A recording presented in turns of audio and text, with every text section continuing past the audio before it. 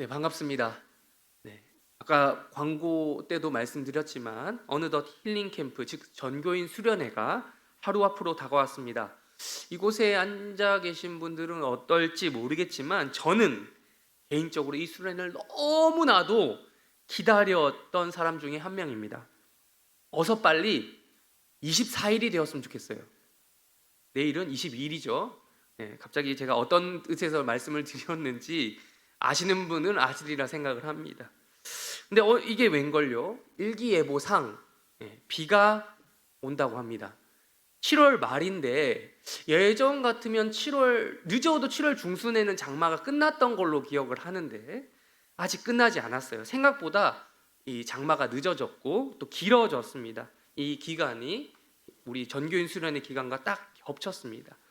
그렇다고 해서 무작정 비를 오지 않게 해달라고 기도할 수는 없는 노릇이에요. 예전에 제가 청년 시절 같았으면 청년부 수련회가 만약 이런 상황이었다 그러면 좋은 날씨를 달라고 비 안 오게 해달라고 아주 적극적으로 기도했을 텐데 이제는 그런 마음보다 그죠? 하나님께서 다 섭리하심이 있겠구나, 그래서 인도해 달라라는 마음이 좀 더 강하게 된 것 같습니다.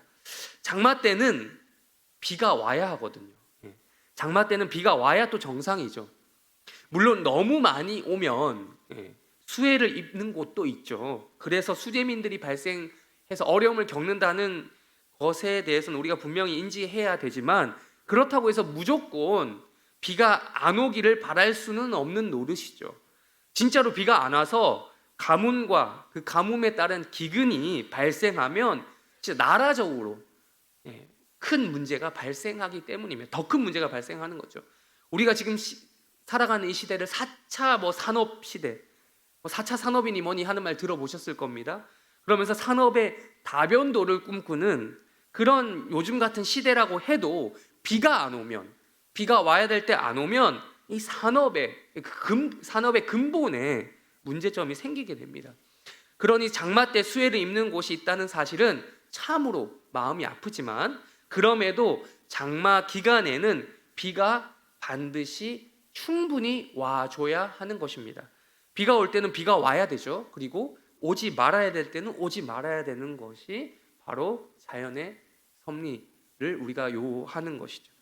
그런데 우리가 나누고자 하는 오늘 본문 예레미야서 14장을 살펴보면요, 당시 남유다 왕국에 바로 이 비와 관련된 문제가 있었다라는 것을 확인할 수 있습니다. 우리 예레미야 읽었던 본문 앞에 14장 1절을 다 같이 함께 읽어보겠습니다. 예레미야 14장 1절입니다. 시작. 가뭄에 대하여 예레미야에게 임한 여호와의 말씀이니라. 네, 무엇에 대한 말씀이라고요? 가뭄이요, 가뭄. 예레미야가 활동하던 당시에 가뭄이 발생했습니다. 당시로 치면 가나안 땅이죠. 우리 지금으로 치면 팔레스타인 땅입니다. 그 지역은 우리나라와 기후가 다릅니다. 우리나라는 지금처럼 장마 기간에만 비가 내리는 것이 아니죠. 사시사철 어느 때 비가 와도 이상하지 않아요. 그래서 봄비라는 말도 말이 되고 여름비도 말이 되고, 당연히 지금 여름이니까 장마기가, 가을비도 말이 되고 겨울비도 말이 됩니다. 물론 지금 같은 장마 기간에는 비가 집중적으로 좀 더 많이 내리는 편이긴 하지만 어느 계절에 비가 내려도 이상하진 않아요. 그러나 팔레스타인 지역은 다릅니다. 그곳은 비가 올 때와 안 올 때, 즉 우기와 건기가 확실히 나뉘어져 있습니다. 그래서 비가 와야 될 때, 즉 우기 때 비가 확실히 와줘야 돼요. 이른바 성경에 적혀져 있는 대로 표현하자면 이른 비, 그리고 늦은 비가 때에 맞춰서 내려줘야 돼요. 이 때를 놓치면 진짜 가뭄인 거예요. 이 비에 대해서 율법에서는 이렇게 이야기하고 있습니다. 우리 한번 예레미야서 덮지 마시고 잠깐 짚어두고 신명기 말씀 찾아보겠습니다. 신명기 11장입니다. 이 비에 대해서 율법에서 뭐라고 얘기하는지 구약성경 신명기 11장 13절에서 17절까지 말씀입니다.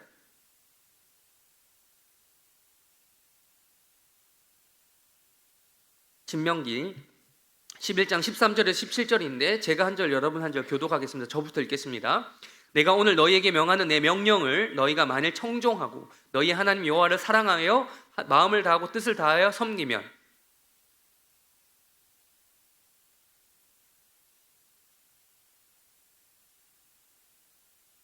또 가축을 위하여 들에 풀이 나게 하시리니 네가 먹고 배부를 것이라.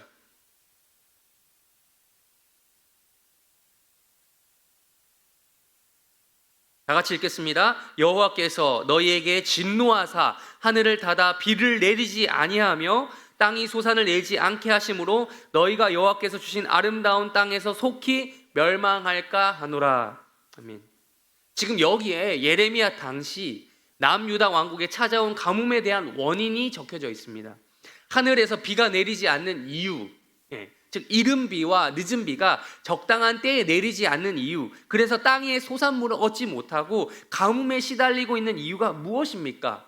네, 율법은 이렇게 말하고 있습니다. 첫 번째, 하나님을 사랑하지 않아서, 그래서 마음과 뜻을 다하여 하나님을 섬기지 않아서, 즉 그의 명령에 순종하지 않아서라고 이야기하고 있습니다. 둘째, 여호와 하나님을 섬기지 않고 우상을 섬기는 형태로서 그들의 본심이 드러났다는 거죠. 셋째, 결과적으로 하나님이 진노하셨기 때문이다 라는 것입니다. 젖과 꿀이 흘렀던 가나안 땅이 계속해서 젖과 꿀을 흘려내보내기 위해서는 이스라엘 백성들이 정착하고 난 뒤에 철저히 하나님의 명령에 순종해야 되는 그 당위성이 그들에게 주어졌던 것입니다. 그 명령을 순종하지 못해서 예레미야가 활동하던 때를 기준으로 북이스라엘 왕국이 명령을 순종하지 못해서 이미 멸망하고 난 뒤였습니다.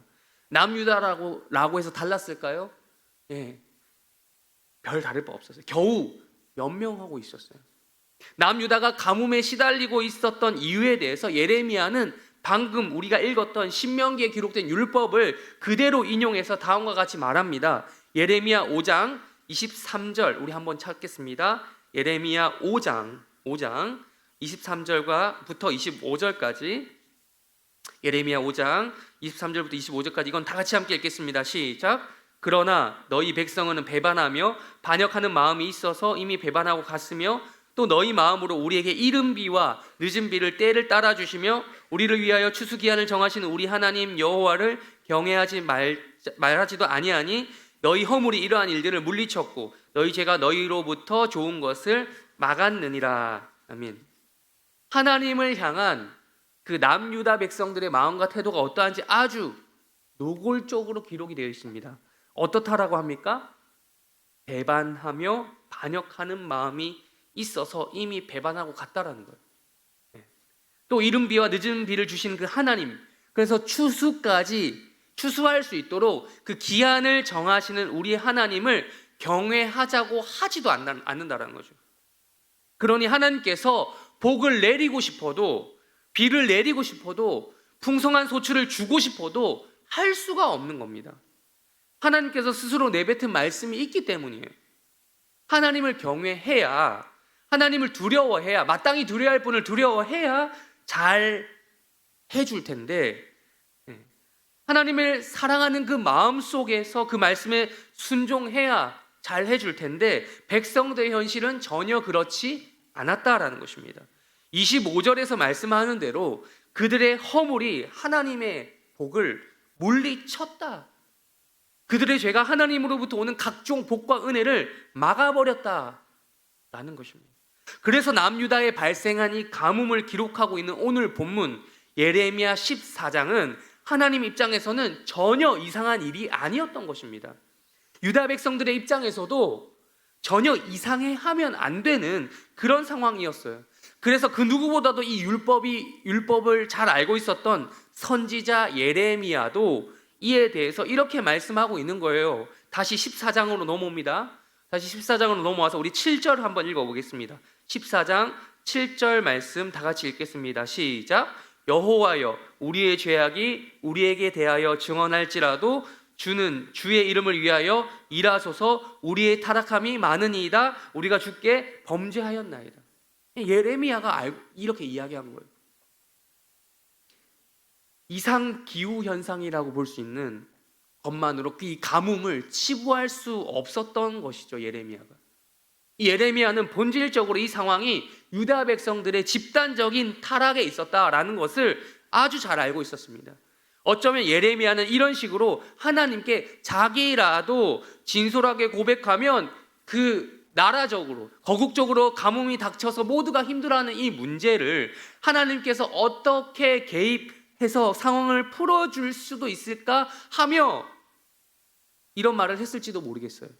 그런데 이러한 예레미야의 고백이라고 할까요? 토로라고 할까요? 이런 것에 하나님은 다음과 같이 반응하십니다. 우리 11절 한번 읽겠습니다. 11절 읽겠습니다. 시작. 여호와께서 또 내게 이르시되 너는 이 백성을 위하여 복을 구하지 말라. 단호합니다. 단호해도 너무 단호합니다. 예레미야는 하나님의 말씀을 선포하는 선지자로 부름받기 전부터 직업이 제사장이었어요. 제사장. 선지자도 하나님과 백성들 사이에서 말씀이라고 하는 매개체를 가지고 사역하는 중보자 역할이거든요. 제사장 또한 하나님과 백성들 사이에서 제사라고 하는 의식을 매개체로 사역하는 중보자 역할입니다.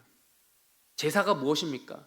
동물의 희생을 통해서 결과적으로 하나님의 백성들에게 하나님의 복을, 죄 사함을 비롯한 갖은 혜택을 가져다 주는, 그게 아주 특별한 의식이잖아요. 그러니까 제사장이 아니면 누가 이들을 위해 복을 빌어준단 말입니까? 제사장적인 축복 이런 것도 보면 민수기에 나오잖아요. 제사장이 복을 빌어줍니다. 백성들에게. 그 누가 복을 구한다는 말입니까? 제가 제사장은 아니지만 저는 목사죠. 목사로서 제가 담당하고 있는 구역에 수백 명 되는 성도님들의 기도 제목을 받습니다. 기도 요청을 받습니다. 제가 중보자는 아니지만, 이제 중보자라는 말은 오로지 이제 예수님만 수행 가능하신 그 중보자의 역할을 제가 대신할 수 없다는 뜻에서 제가 중보자는 아니지만, 그래도 요즘에 흔히 중보기도라고 불리는 다른 일을 위한 기도를 수시로 합니다. 제가 신약 시대를 살고 있는 우리로서는 중보기도야 목사인 저만 할 수 있는 건 아니죠. 저만 할 수 있는 건 아니고 모든 성도들이 할 수 있는 건 맞는데, 아무래도 직업적으로 제가 좀 더 자주 기도할 수 있다고 여겨지는지, 혹은 소위 제가 기도빨이 목사가 하면 좀 더 잘 먹힐 거라고 생각하시는 건지 저에게 기도 제목을 성도들이 나누어 주시는 것 같습니다. 이는 곧 11절의 표현대로라면 복을 빌어주는 것이죠. 그런데 하나님의 응답은 너무나도 단호하게 이 예레미야에게 주셨던 답은 제사장의 기본적인 사명인 복을 빌어주는 행위조차 하지 말라라고 하시는 거예요. 저만 해도 여러분이 기도해달라고 부탁하시면 기도 제목 주셨는데, 만약에 이렇게 생각해요. 만약에 진짜 그랬던 게 아닙니다. 만약에 제가 성도님 더 이상 제가 기도 제목을 받지 않습니다, 기도 요청하셔도 제가 기도를 못 해드립니다 라고 한다면 여러분이 어떠실 것 같아요? 기분이. 겉으로는 표현을 안 해도 속으로 야, 저 목사 이제 끝났다, 저 정신 나간 목사가 있냐, 목사 맞아? 이러실 겁니다. 그래요. 직업 정신에 어울리는 말과 행동이 아니죠. 가끔씩 성도들께서는 기도까지 바라지 않고 제 자신의 상황을 말씀하시면서 나누어 그 상황을 이야기해 주시는 경우도 있어요. 주변에 자기가 막 이렇게 주변에 막 말하고 다니는 것도 아닌 것도 제가 목사라는 이유로 어느 정도 저를 신뢰해 주시면서 막 이야기해 주세요. 그건 다 기대가 있기 때문이죠. 어느 정도 기대가 있기 때문에. 너무 바쁘거나 여유가 없으시니 실제 기도까지는 못 해주시더라도 그때 그 말을 듣고 그 순간만큼은 그렇군요, 잘 되기를 바랄게요, 축복해요, 기도할게요, 이런 대답을 원하시지 않겠습니까? 근데 제가 거기다가 반응하기를 성도님 저에게 이렇게 말씀하셔도 소용이 없어요, 저는 축복해드릴 수가 없어요, 이러면 어떠시겠습니까? 그 목사는 목사도 아니야, 목사 자격이 없어 라고 하시지 않겠습니까? 근데 지금 하나님께서는 여전히 이 자신들의 죄를 버리지 않은 채 그냥 예레미야에게 그냥 냅다 이런 말씀을 하신 게 아니라 그냥 냅다 예레미야 보고 그냥 복을 빌지 말라고 하신 게 아니라 여전히 자신들의 죄를 버리지 않은 채 여러 종교적 행위들로, 그러니까 은혜로 중무장되어 있는 것이 아니라 여러 가지 종교적 행위로 뒤범벅되어 있는, 중무장되어 있는 백성들을 보시면서 예레미야에게 이런 말씀을 하신 것입니다. 예, 그래, 우리로 굳이 우리로 바꿔서 말해 본다면 유다 백성들은 주일 예배에 빠졌다거나 직분을 사양한다거나 교회 봉사를 안 한다거나, 즉 종교적 의무와 행위를 소홀히 해서 이런 말씀을 들은 게 아니라는 거예요. 이에 대해서 연결해서 12절 이렇게 말씀합니다. 우리 12절로 읽겠습니다. 12절 다 같이 읽겠습니다. 시작. 그들이 금식할지라도 내가 그 부르짖음을 듣지 아니하겠고 번제와 소제를 드릴지라도 내가 그것을 받지 아니할 뿐 아니라 칼과 기근과 전염병으로 내가 그들을 멸하리라. 금식해도 안 된다는 것입니다. 금식하며 부르짖는 기도를 해도 하나님께서 듣지 않으시겠다는 거예요. 번제와 소제라는 제사, 율법에 지정되어 있죠. 분명히 하나님께서 은혜와 복을 주시겠다라고 보장된 방식이 공식적인 방식이에요. 그래도 그걸 하나님이 안 받겠대요. 단순히 제사를 받지 않는 수준에서 그치는 것이 아니라 이에 한 걸음 더 나아가서 아주 적극적인 행동을 예고하십니다. 어떻게 하시겠다고요? 제사를 받지 않을 뿐만 아니라 칼과 기근과 전염병으로 하나님이 유다 백성들을 멸망시키겠다라고 하시는 거예요. 이건 정말 하나님이 얼마나 화가 나 있는지 알 수 있는 부분입니다. 사실 놀랄 건 없어요. 칼과 기근과 전염병으로 멸망시키다는 선언이 아주 갑자기 하나님이 갑자기 기분에 따라서 갑자기 기분 나빠졌어 하고 정하신 처벌이 아닙니다. 율법에 이것도 기록이 되어 있는 거예요. 예고되어 있었던 공식적인 벌이에요. 굳이 찾지 않겠습니다만 신명기 28장을 비롯해서 율법 곳곳에 이 목록이 나옵니다. 경고하시는 분. 분명 예레미야는 하나님께 받은 이 말씀을 백성들에게 전하였어도 아주 꾸준히 전하였거든요. 아마 백성들도, 여러분 백성들이 바보가 아니잖아요. 바보가 아닌 이상 이 정도 되면 눈치가 생겼을 거예요. 눈치가 생긴 백성들의 반응 혹은 기도 혹은 고백이 오늘 우리가 처음 시작하면서 읽은 본문인 19절에서 22절까지 말씀이에요. 19절에서 22절 우리 아까 읽으시면서 혹시 은혜 받으신 분 계십니까? 어떤 생각이 드셨어요? 다시 한번 눈으로 보세요. 19절에서 22절 우리 읽은 부분. 아주 은혜로우셨는지 혹은 아주 경건한 마음이 드셨는지요? 만약 그랬다면 여러분은 이 본문을 잘못 읽으신 겁니다. 100% 오해하고 계신 거예요. 정반대로 이 본문이 기록된 의도와 정확히 정반대로 이해하고 계신 거예요. 이와 아주 유사한 성경 구절이 욥기에 나옵니다. 다들 한 번쯤 들어봤거나 아니면 대부분 눈으로 한 번쯤 보셨을 문장이에요. 맞춰보실까요? 욥기 8장 7절. 내 시작은 미약하였으나 내 나중은 심히 창대하리라. 많이 보셨죠? 기독교인이 운영하는 가게에 들어가면 이런 거 생각보다 많이 걸려 있어요. 의도는 압니다. 무슨 말인지 알아요. 그러나 본문을 읽어보면, 이 욥기서를 읽어보면 이 8장에 이 문구가 빌닷이라고 하는 욥의 친구가 진짜 욥을 축복하고 싶어서 아유 너 잘 됐으면 좋겠다 라는 의도에서 한 게 아니라 욥을 비꼬려고, 욥을 비꼬기 위해 사용했다는 것을 알 수 있습니다. 물론 기독교인들이 서로를 향해 축복하고자 하는 의도에서 이걸 활용할 수는 있겠지만 소위 이걸 문맥을 모르고 그냥 이것만 딱 떼서 보면 웃프다고 하죠. 요즘 친구들이 웃기면서도 슬픈 적용 사례가 되는 거예요. 마찬가지로 오늘 본문 예레미야 14장 19절부터 22절, 제가 왜 그 욥기 얘기를 했냐면 이것도 그런 식으로 봐야 된다는 거예요. 그렇게 읽어나가야 돼요. 이 본문을 절대로 경건한 마음으로 읽을 땐 그럴 수 있지만 뭔가 좀 이상한데? 경건하게 읽어서는 안 되는 거죠. 이 네 절로 구성된 이 문장은 유다 백성들의 아주 허울뿐인 변명, 그럴듯해 보이는 신앙 고백 속에 감추어진 그들의 실상 혹은 민낯을 보여주고 있기 때문입니다. 우리 19절 다시 한번 읽어볼까요? 19절 읽겠습니다. 시작. 주께서 버리시나이까? 주의 심령이 시온을 싫어하시나이까? 어찌하여 우리를 치시고 치료하지 아니하시나이까? 우리가 평강을 바라도 좋은 것이 없고 치료받기를 기다리나 두려움만 보나이다. 한마디로 말하면 이런 거예요. 하나님 나 싫죠? 하나님 우리가 그렇게 미워요? 이러는 겁니다. 이때까지 우리가 이야기해 왔듯이 분명히 문제의 원인은 제가 앞서 계속 얘기했죠. 이 문제의 원인은 백성들에게 있었습니다. 우리들에게 있었다는 거예요. 그런데 이 백성들의 반응은 혹은 우리의 반응은 이거라는 거예요. 하나님 왜 그래요? 우리가 그렇게 싫어요? 하나님 이게 그렇게까지 할 일이에요? 우리를 버리시는 거예요? 아니 구원해 줄 때는 언제고 우리를 자신의 백성으로 삼으실 때는 언제고 이제 와서 이렇게 우리를 힘들게 하는 이유가 뭐예요? 라고 도리어 질문하면서 그 책임을 하나님께 돌리고 있다는 거예요. 여기서 제가 조금 더 짚어가고 싶은 부분이 짚어 넘기고 싶은 부분이 바로 이겁니다. 대화체가 지금 대화체 가운데 의문문 형식으로 돼 있다는 거예요.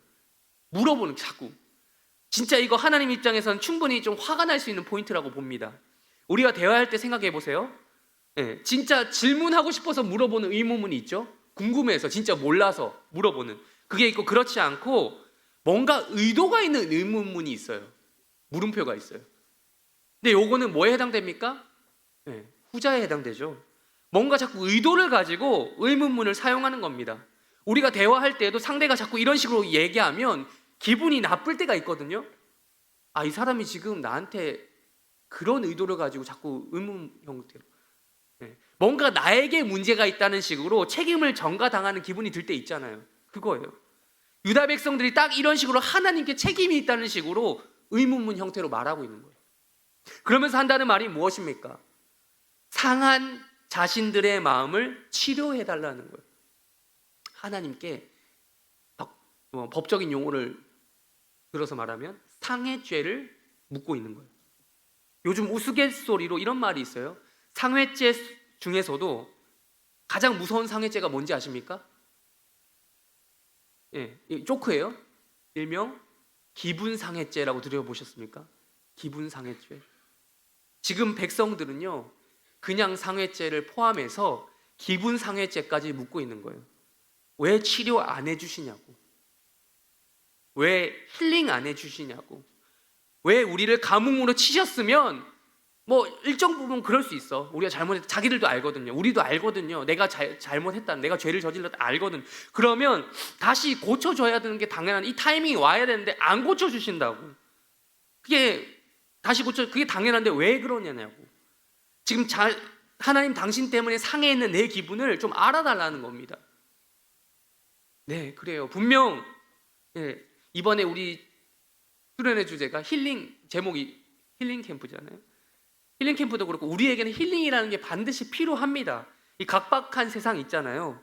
정신없이 돌아가는 세상 속에서 살다 보면 반드시 우리는 쉼이 필요합니다. 휴가, 힐링이 필요합니다. 인간은 반드시 그래야만 하는 존재가 맞아요. 그럼에도 이 본문에서 말하는 힐링은 뭔가 많이 왜곡되어 있다는 거죠. 분명 그들에게 생긴 상처는 하나님께 책임이 있다기보다는 하나님의 뜻에 반하는 행동을 열심히 하다가 얻어맞은 상처거든요. 그렇게 생긴 상처예요.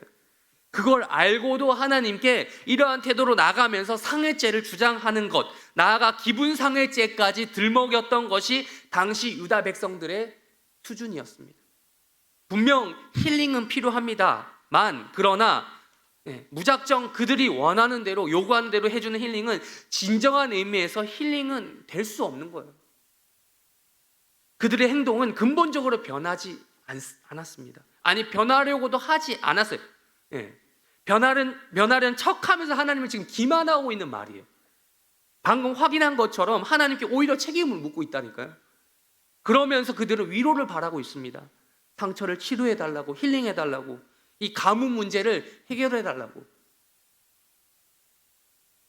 저는 이걸 보면서 뭐가 생각이 났냐면, 제가 아이를 키우고 있다 보니까, 영아를 키우고 있다 보니까 그런지 몰라도 육아 방식 중에 요즘에 마음 읽기라는 게 있어요. 마음 읽기. 그게 생각이 났어요.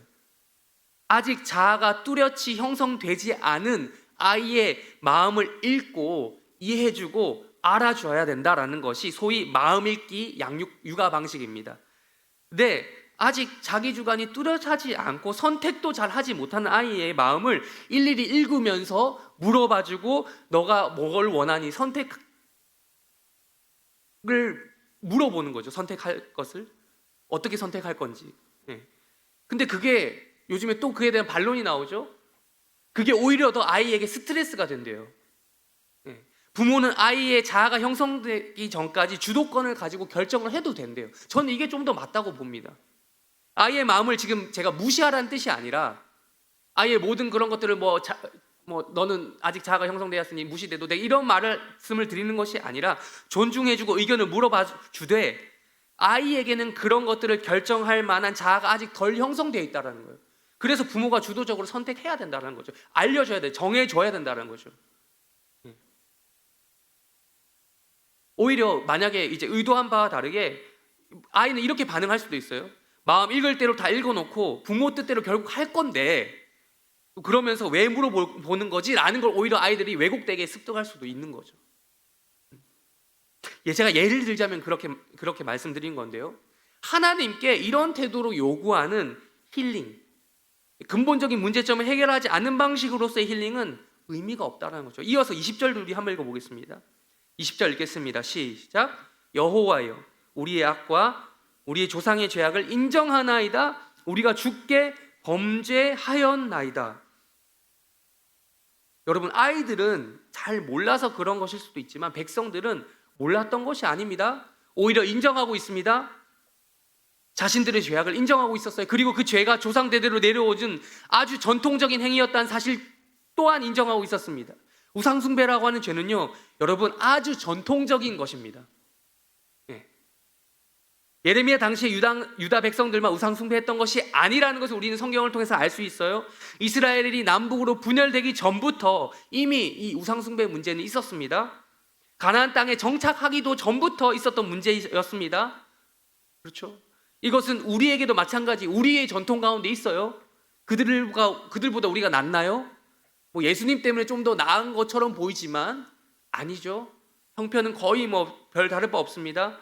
아무리 우리가 신앙적인 집안, 몇 대가 기독교 집안이라고 하면서 공식적으로는 하나님을 믿어왔다고는 하지만 사실 우상숭배와 무관한 집안이 있겠어요? 개인이 있겠어요? 하나도 없습니다. 없어요. 제가 지금 오해하지 마세요. 제가 드릴 말씀, 우상숭배를 여러분의 집안이 하고 있다라고 하는 게 아니에요. 그게 아니라 우상숭배에 노출될 수 있는 그 위협과 무관한 사람은 하나도 없다라는 거예요. 아무리 신앙이 좋아도 겉으로. 실제로 우리의 마음속에 끊임없이 일어나는 우상과의 영적인 전쟁이 있잖아요. 우리의 신앙이 좋아도 하나님보다 더 자기를 사랑하라고 요청하는, 강청하는 그런 존재들이 우리 주변에 많잖아요. 나 좀 사랑해줘 하는 게 있잖아요. 심지어 나라고 하는 자아도 나를 사랑하라고 얘기하잖아요. 하나님보다 더. 이걸 인정하지 않는 분이 이 자리에 없으리라 생각합니다. 유다 백성들 또한 이것을 인정하고 있었어요. 그래서 20절처럼 자신의 범죄를 인정하고 있었던 겁니다. 그러면서 21절에 이와 같이 이어서 말합니다. 21절도 읽겠습니다. 시작. 주의 이름을 우리를 미워하지 마옵소서. 주의 영광의 보좌를 욕되게 마옵소서. 주께서 우리와 세우신 언약을 기억하시고 패하지 마옵소서. 이건 달변입니다. 여러분, 달변이에요. 달변.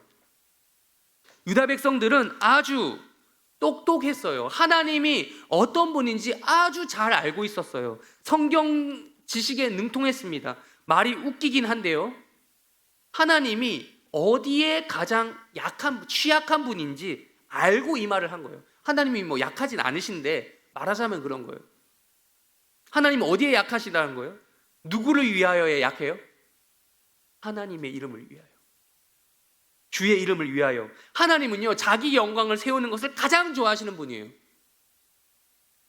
하나님은 자기 영광이 가려지는 것을 극도로 꺼려하시는 분이에요. 하나님이 이거에 약하다는 것을 알고 지금 백성들은 성경에 기록되어 있는 하나님의 성품을 이용해서 이렇게 말하고 있는 겁니다. 지금 21절처럼. 하나님, 우리 하나님 이름값이 있잖아요. 그러시지 마세요. 당신의 영광을 위해서라도 우리를 미워하지 마세요. 공적으로 약속했잖아요. 언약했잖아요. 우리 이스라엘을, 특히 이 유다를 택하셨다라고 말씀하셨잖아요. 우리 망하면 누가 욕먹어요, 하나님? 괜찮아요. 우리는 괜찮은데 하나님이 욕먹을까 봐 걱정이에요. 하나님 영광이 가라지면 하나님 손해죠. 안 믿는 불신자들, 이방인들이 지금 다 보고 있어요. 한번 하나님 생각해 보세요. 잘 생각해 보셔야 돼요, 하나님. 그러니까 우리 한번 도와주세요. 한 번만 도와주면 돼요, 한 번만. 이 지긋지긋한 가뭄을 한 번만 끝내주세요. 비 한번 시원하게 갑시다, 하나님. 이러는 거예요. 그러면서 22절과 같이 말씀하고 있습니다. 우리 마지막 절입니다. 읽겠습니다. 시작. 이방인의 우상 가운데 능히 비를 내리게 할 자가 있나이까? 하늘이 능히 소나기를 내릴 수 있으리까? 우리 하나님 여호와여, 그리하는 자는 주가 아니시니까? 그러므로 우리가 주를 앙망하옵는 것은 주께서 이 모든 것을 만드셨음이니이다 하니라. 아멘. 에휴, 하나님, 우리도 알아요. 다 알고 있어요. 우상이 감히 어디서 비를 내리게 해요? 우리 하나님만 그럴 수 있다는 거 우리도 안다니까요. 알면서도 그냥 우상숭배 한번 해본 거예요. 해본 거. 남들 다 하니까, 주변에 다 하고 있는데 나도 좀 뒤처질 수 없어서 한 거래. 너무 화내지 마셔요. 하나님만이 비를 내릴 수 있고 이 가뭄을 끝낼 수 있다는 걸 알아요. 우리를 살릴 수 있다 안다니까요. 하나님만이 우리를 다시 복 주실 수 있고 우리 다시 잘 먹고 잘 살게 믿는다. 그러니까 제발 비만 한번 내려 주세요. 라는 겁니다. 앞서 언급한 바와 같이 이것만 떼어보면 아주 신앙적인 것처럼 보이는 문장이죠. 그러나 이걸 뒤집어 보면, 한꺼풀만 벗겨보면 그 실상은 아주 불신앙적인 문장이었던 겁니다.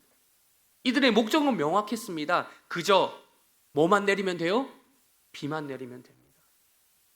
비만 내리면 장땡입니다. 하나님이 이들의 마음속 깊은 곳을 모르셨을까요? 속담에 이런 속담이 있죠. 열길 물속은 알아도 사람 속은 모른다라고는 하지만 하나님께는 그게 예외잖아요. 적용이 안 되잖아요. 하나님은 사람 속 다 압니다. 그들이 아주 지금 신앙적인 말로 치장을 하고 있지만 그 거풀을 한 장만 벗겨보면 바로 그들의 본심이요, 비만 내리면 장땡이다 라는 것이 보였던 겁니다. 목적만 달성하면 언제든지 하나님을 떠날 준비가 되어 있었던 그들의 실상을 하나님께서는 그 누구보다도 잘 알고 계셨던 겁니다. 설교를 정리하겠습니다. 오늘 본문인 예레미야 14장 말씀은 지난 목요일 날주 우리 해림교에서 하는 새벽 예배와 우리 성경 묵상을 돕는 시스템이라고 하죠. 방식이죠. 목요일 날주 본문이었습니다.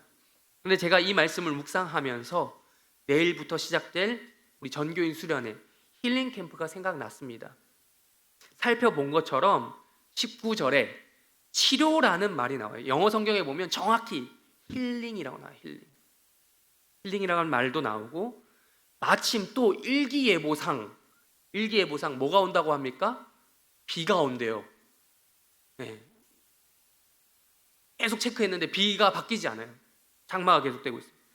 그래서 14장 전체의 맥락이라고 할 수 있는 가뭄, 그리고 유다 백성들이 간절히 원했던 그 비, 그냥 비도 아니고 많은 비를 표현했던 말인 소나기라는 말씀이 눈에 들어왔습니다. 그래서 이 말씀을 한번 묵상하고 나눠야겠다라는 생각이 들었어요. 이 중에는, 여기 계신 분들 중에는 힐링 캠프를 가시는 분들도 계시고 사정상 못 가시는 분들도 계시고 혹은 안 가시는 분들도 계실 겁니다. 가든 못 가든 안 가든 간에 내일부터 시작되는 힐링 캠프를 위해서 기도해 주시기를 바라겠습니다. 부디 이번 힐링 캠프가 오늘 예레미야 14장 본문에 나온 유다 백성들이 원하는 수준의 그 정도의 힐링에서 그치지 않기를 간절히 바라는 기도요. 그 힐링은, 그들이 원하는 수준의 힐링은 또 다른 힐링이 필요로 하는 거예요. 여러분 병원에 가서 수술 받았어요. 치료했어요. 근데 그 치료 때문에 또 다른 치료, 또 다른 수술 받아야 돼요. 그럼 그건 치료라고 할 수 있습니까? 그건 치료가 아니죠. 제대로 된 게 아니죠. 잘못한 거죠. 진정한 힐링은 또 다른 힐링이 필요 없어야 되는 그런 힐링이에요. 근데 20절에서 22절까지 우리가 살펴본 것처럼 겉멋만 든 그런 고백만 번지르르 한 신앙이 아니라, 죄인이다라고 나는 죄인이야 말로만 인정하는 그런 신앙이 아니라 허황된 자신의 그 본질을 절실하게 인정하고 나아가는 그런 힐링, 그 힐링을 바라는 마음, 그거에 근거한 신앙이 우리에게 필요한 것입니다. 마지막으로 이번 힐링 캠프를 통해서 많은 비가 쏟아지기를 소망합니다. 네, 다시금 말씀드렸죠. 앞에서 말씀드렸던 것처럼 장마 때는 비가 와야 돼요. 그래야 장마예요. 장마 때는 비가 와야 정상입니다. 여러분, 한국 교회 가운데 아름다운 전통이 있죠. 예로부터 우리 소시적에 많이들 다녀보셨죠. 젊은 시절에 여름 수련회. 옛날에 수련이 참 많았어요. 교회마다 하는 교회도 있고 안 하는 교회도 요즘에 생겼지만 옛날에는 거의 여름만 되면 주일학교를 중심으로 수련회를 꼭 갔습니다. 교사로서도 참석해 보신 분들이 많이 계실 거예요. 아름다운 전통입니다. 여름 수련회 때 참으로 은혜를 많이 받았습니다. 회심의 역사, 다수가 회심하는 역사가 여름 수련회를 통해 일어났어요. 저만 해도 제가 중학교 2학년 때 아직도 기억합니다. 제가 모태신앙이지만 예수님을 안 믿었거든요. 제가 믿었던 참석했던 부산 고신대학교에서 진행했던 SFC 주간 수련회 아직도 기억합니다. 그때 제가 예수님을 처음으로 영접했습니다. 여름 수련회. 그것 때문에 제가 지금 이 자리까지 오게 된 거예요. 이런 역사가 여름 수련회를 통해서 많이 일어났잖아요. 우리 해림교회 전교인 수련회 힐링 캠프가 오늘 설교 제목대로 진짜 우천 특집편이 되기를 간절히 소망해 봅니다. 무슨 비요?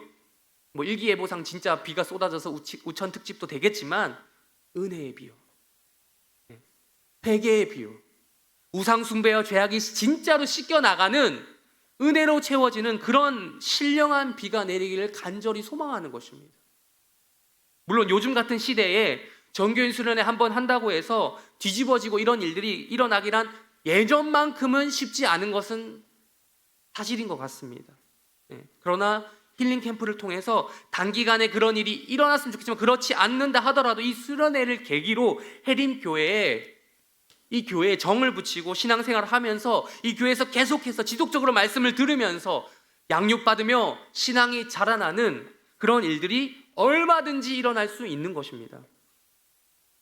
그렇게 엄청난 소나기가 내리는 이 해림교회가 우천 특집편을 이번 수련회뿐만 아니라 매일 찍어내는 이 해림교회가 되기를 주님의 이름으로 축원합니다. 마찬가지로 이 말씀을 듣고요, 도전받아서 여러분 또한 주님의 은혜, 주님께서 내려주신 은혜의 비를 사모하며 우천 특집편을 여러분의 인생 속에서 날마다 찍어내시기를 바랍니다. 그래서 가정과 일터를 비롯한 여러분이 생활하는 모든 영역이 은혜의 비, 축복의 비를 진정으로 맞게 되는 그런 놀라운 역사가 일어나기를 주님의 이름으로 축원합니다. 설교를 마치며 기도하겠습니다. 하나님 아버지, 감사합니다. 우리의 마음이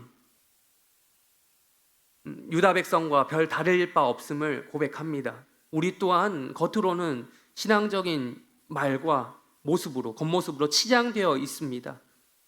그러나 우리의 본심은 그 누구보다도 하나님께서 잘 아십니다. 어쩌면 우리는 우리 스스로도 우리 자신이 그렇게 뒤덮여 있다는 사실을 속고 있는지도 모르겠습니다.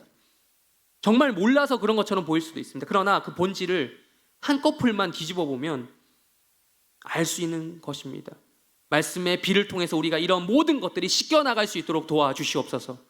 말씀의 비를 통해서 우리가 이런 모든 죄악과 더러운 우리 가식과 모든 것들이 씻겨져 나가 은혜의 비로 우리가 충분히 적셔지는 놀라운 역사가 이 여름 가운데 우리 인생 가운데 펼쳐질 수 있도록 도와주시옵소서. 감사하며 예수님의 이름으로 기도합니다. 축도로 예배를 마칩니다. 지금은 우리 주 예수 그리스도의 은혜와 하나님의 사랑과 성령의 교통, 인도, 위로, 축복하심이 이곳에 모여 예배드린 모든 해림교회 성도들 가운데 함께 있을지어다.